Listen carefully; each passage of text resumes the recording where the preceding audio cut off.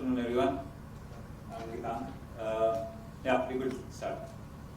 So, you all got an introduction about AIRATox by Dr. Rudra earlier in the day.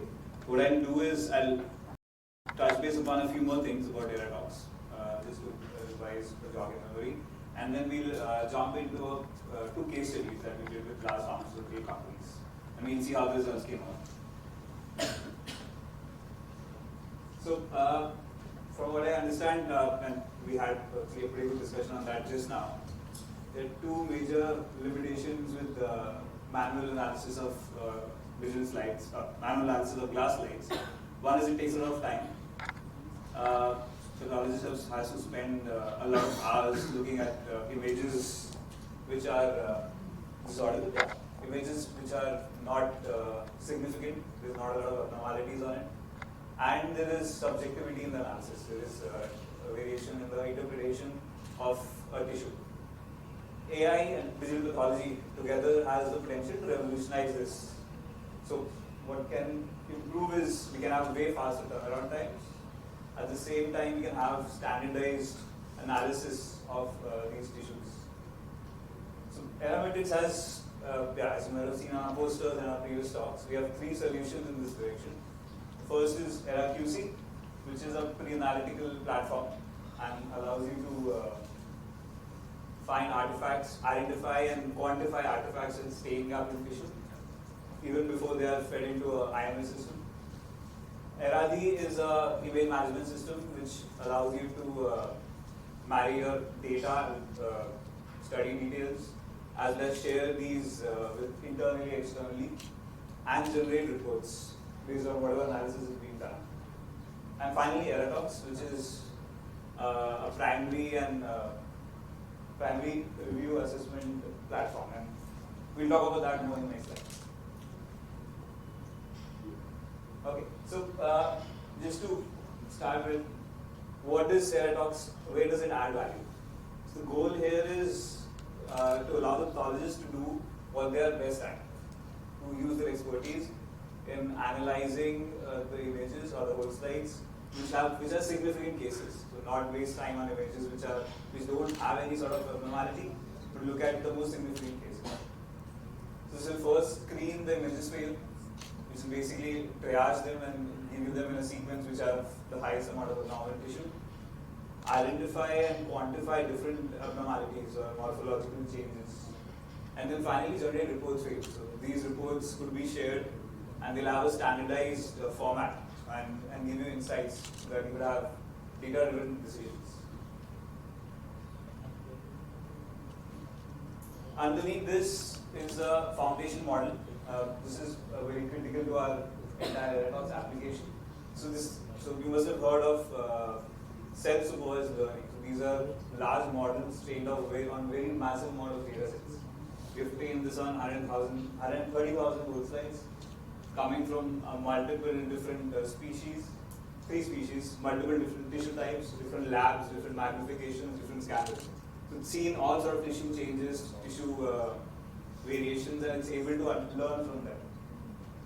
And how this benefits us is, this allows us to create superior downstream models, which can translate to faster model training, more generalized models as compared to when we train a model for a specific use case, because they've seen a lot more data. I think we've seen a little bit about supervised and unsupervised in our previous talks as well. So what supervised models are is they are trained on data which is labeled. So imagine necrosis in liver or basophilic tubules or highly cast in kidney. So they are trained specifically on these data sets. And they are very good at identifying those specific abnormalities, but they will not be able to identify any sort of abnormality that they are not trained for, that they are not learned from, which becomes a major limitation. Where unsupervised models or unsupervised anomaly detection model helps are, we would not train this on known class data, but we would be training this on normal data. So this is norm. We would have collected a large amount of control data. We would use that to create an end distribution. And then based on that, any tissue which is different from this end distribution would be called anomalies. So benefit of unsupervised model would be that they can identify tissue which has not been seen before. So you'll have a very low false negative rate because you can pick up anything which is different from normal. But at the same time, they are prone to pick up a few false positives here and there. So what we have done is, in our case studies, we have compared the two approaches, and then towards the end, you will see that both of them together can give us a very good performance on toxicological studies. So just to give you an idea, so what you're looking at is liver tissue, and the heat map, the red color is obviously high probability, blue is low probability, and this is an output from a supervised model, which is trained for necrosis. So it's just picking up necrosis on that tissue. Similarly, if you look at vacculation, it's just picking up vacculation, doing a pretty good job at doing that. Microgranuloma as well. Now, if I look at the heat map coming from the unsupervised model, what's happening here is you'll see a lot more red. But to start with, if you look at the normal tissue, it's picked up as blue.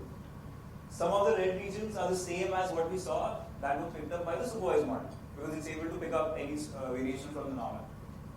But interestingly, it's picking up tissue which was not learned by any supervised model because it's just looking at deviation from the normal. So these are different sorts of degeneration that we identified, but we don't have a model for it because it's difficult to define what these are.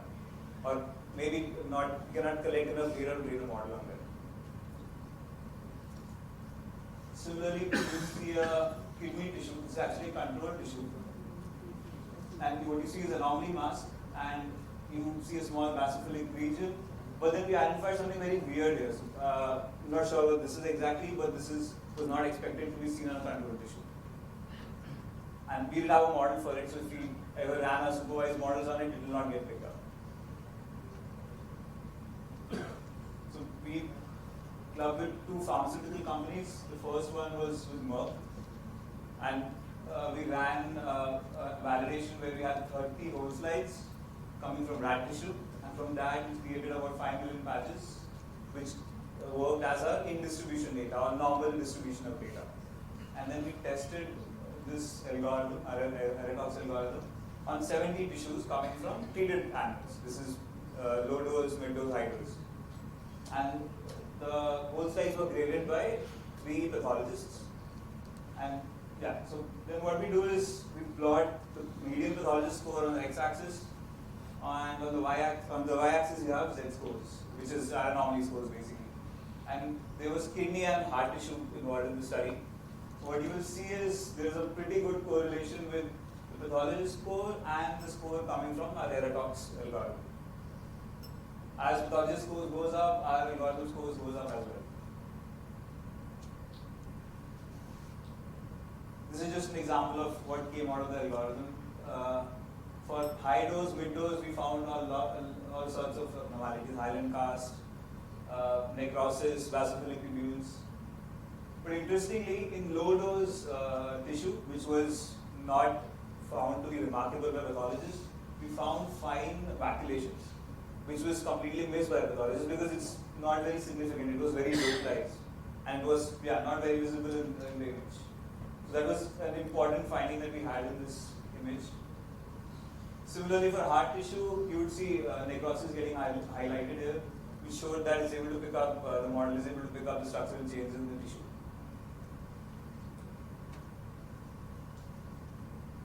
So this is where the algorithm shines, or AIRATox shines the most. So this is the image which had hyaline droplets. But when we ran this algorithm, our entire pipeline, we didn't have an algorithm for picking up hyaline droplets. So it would mean a supervised model can't pick it up. But since we have an unsupervised model as well, this entire region was highlighted as red. And then when we went inside and saw what's happening there, we found that there was hyaline droplets over there. So this becomes very critical because I think, like we discussed in earlier talks as well, there would be situations where there is some change in the morphology of the tissue which is unexpected. We don't know that's going to happen. It doesn't have a standardized name, or it's not a commonly found abnormality. We can't train models for those, rare models for those. And then this would help us identify or at least triage these whole slides such that they could be looked at by pathologists pathologists such that something is different in the morphology of these old cells. We did a second study with JT. This was some more larger amount of tissue. We had 100 whole slides of untreated rat, all coming from liver tissue. And we created about a distribution of about 20 million patches. And then we tested this on 30 competent controls, 30 images from 8 to 10 week treated animals, and then 104 week animals, 60 of them. So I'll first walk you through a few images qualitatively, and then I'll show you the results as well. So what we're doing is we're trying to compare on the middle panel the anomaly heat map, and on the right panel is the heat map, is the annotations coming from the supervised model. So unsupervised and supervised. So what you'll notice is, first I'll walk you through a few images where both of them are picking it up correctly. So you see EMH getting highlighted by both the algorithms, along with some single cell necrosis. Similarly, in this case, there was some abnormality, including single cell necrosis, vacillation, which was getting picked up by both supervised and unsupervised model. Similarly, one was scenario where there is hypertrophy and then there is hypoplasia. Both very well getting identified by both the models, so both models have pretty good performance here. But now there were changes in tissue which we didn't know of. This was, one of them was basophilic focus, spontaneous basophilic focus, spontaneous eosinophilic focus. And again, we didn't have models for this, so supervised model does not pick these up, as you can imagine, because it's only trained on set number of classes of tissue. But the unsupervised model did pick it up. Similarly, here you see adenoma getting picked up and cystic regeneration getting picked up, which is clearly highlighted in dark red, which is indicating a very strong deviation from the normal tissue. Yeah, another example of unseen or unlearned abnormality that was picked up. Finally, this is where all of the data comes together. So on the left, you see the performance of supervised model only. So this is just model which is trained on specific kind of abnormalities. And on the right, we combine both of them. So we see what is getting picked up by the supervised model, plus we add to that what is getting picked up by the unsupervised model as well. And in effect, what you'll see is for some of the known or common abnormalities for which we had a model, like necrosis, vacillation, or microgranuloma, the performance is similar, although it's still better in case of combining both supervised and unsupervised model. But in case of unlearned findings, like what I just showed in the past last 3 slides, there was a very significant improvement in performance, which actually plays to the merit of having an unsupervised model in place and then combining it with the supervised model. Yeah, and posters for both of these studies we have displayed them. One of them is along with D1 and the other one with JT is near the registration desk. So you feel free to look at them or talk to me or somebody else from their ethics team about that. Yeah, thank you.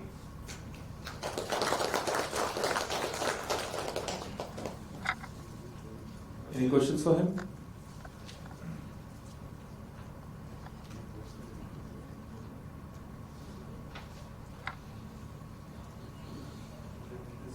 There's a question. So these models, have you compared with anything existing?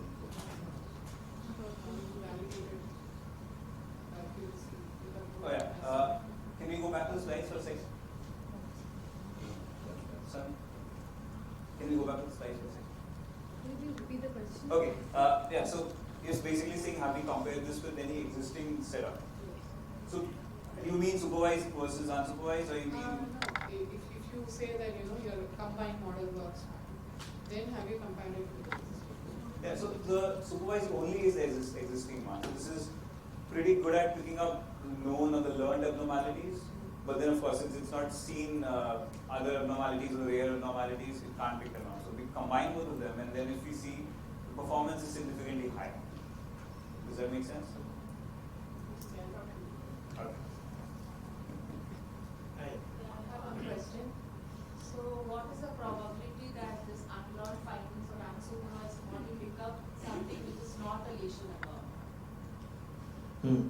if the idea is, That also add to the work of the pathologist, that you have to go back and look into all those what the software is doing. you mean a false positive, something which is not relevant.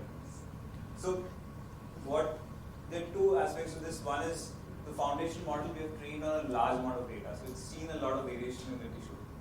Plus we base this on the controlled data itself. So if something is normal within the controlled distribution, it would not get as highlighted in the treated tissue. So it would not be as, so if possible in one study there is some sort of tissue which is abnormal and the other study doesn't have that as abnormal. But since that is factored in within the controlled tissue, the in distribution takes care of that. Yeah. So, what about the grading system here? You talked about iteration of different types of lesions here. So, how does it grade it? Okay, the way we are grading it is, you mean the color or how we are assigning a score, right? Yeah, score. So what's happening is, based on the in distribution, we see how far a field of view is. If it's too far away, that means it's very different from the control distribution, and then that gets a higher score. Or a subtle anomaly, like you saw those fine vacillations, which is barely different. It's close to normal, but has some changes in the tissue. That will get a lower score, and then we combine that score for an entire whole set. So, what is the grading system we have now? Means you have a standard system? Grade 1, 2, 3, 4, or how? So this is, we are not giving we are not saying 1, 2, 3, 4. We basically have a score between 0 and 1, where 1 would mean the tissue is completely abnormal, 0 would mean it's perfectly normal, and then there's a gradient in between. And that combined with the heat map, you could localize where exactly is the abnormality, and then zoom in and see what kind of abnormality is it. And when you compare with the supervised model and unsupervised model, so why can't you go only with the unsupervised model so that you can pick it up each and everything? Fair question. So in that case, we will not be able to identify or quantify even the known abnormalities. So Okay. I mean, if there is a lot of necrosis on it, we have a model for it, which is perfectly good. So we would like to leverage that and say that this much amount of tissue is affected by necrosis, and then whatever is left is unlearned tissue, unlearned abnormality. So better to have the combined. Yes, indeed. Combined works better that way. Thank you. So in terms of algorithms that you develop, is it only specific to particular tissues, and how do you differentiate the findings for a particular organ across species? Say for example you take liver. Is your formula and everything what you set up for rat is the same as for dogs? Thank you, that's an interesting question. So the foundation model is common across all species, all different organs. And then what we do is we would build the in distribution or the coming from the control data per species, per organ. But this is a lot better to scale because we don't have to explicitly train for every abnormality, which requires a lot of data labeling and marking and then training. We can simply take a lot of control data, which is giving us the variation within the normal, and then the unsupervised model can pick up anything that is deviating from normal. So we would have a separate distribution, a separate control tissue used for every organ, every species. Is there another? Thank you.